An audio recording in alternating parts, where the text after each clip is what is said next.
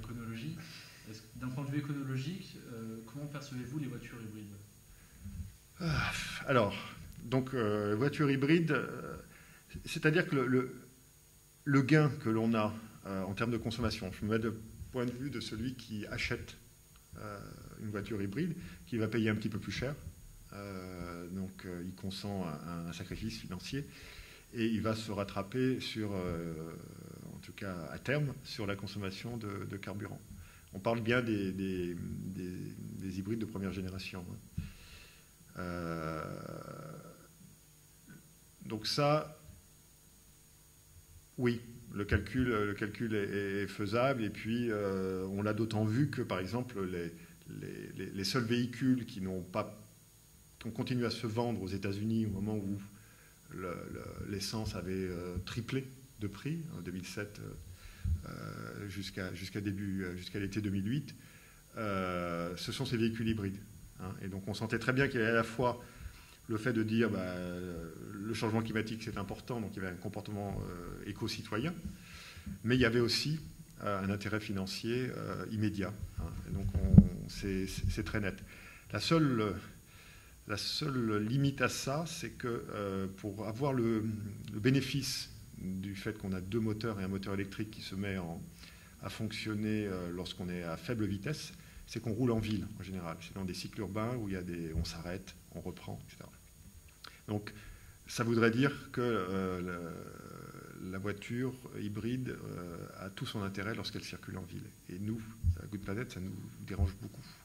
Parce que la voiture n'a peut-être pas sa place en ville.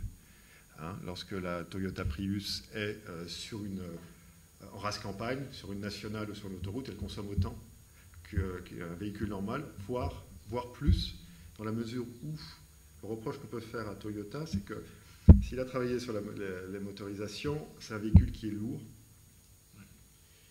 Et donc il y a une consommation qui est liée à ce surpoids. Et il aurait pu partir dans pas une autre direction, mais il aurait pu ajouter par exemple la fibre de carbone. Alors le véhicule aurait été peut-être un petit peu plus cher au départ. Mais si vous avez un véhicule qui est plus léger, vous avez besoin d'un moteur moins puissant. Donc vous avez un moteur qui sera lui-même plus léger et qui prendra moins de place. Voilà. Donc on a une série de gains qui se renforcent les uns les autres. Et ça aurait été vraiment une bonne chose. Toyota ne l'a pas fait. Tout est identique. La voiture est même un petit peu plus lourde et on a ces deux moteurs.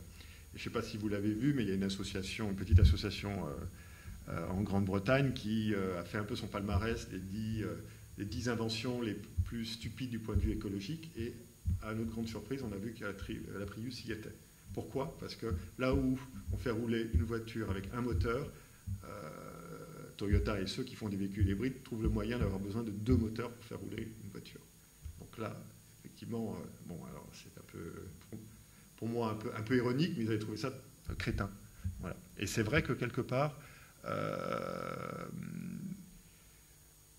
on comprend que le marché nécessitait un véhicule polyvalent, ville, campagne, race campagne, une routière et une véhicule urbain, mais par contre, on peut peut-être trouver une solution de faire un véhicule qui soit très léger.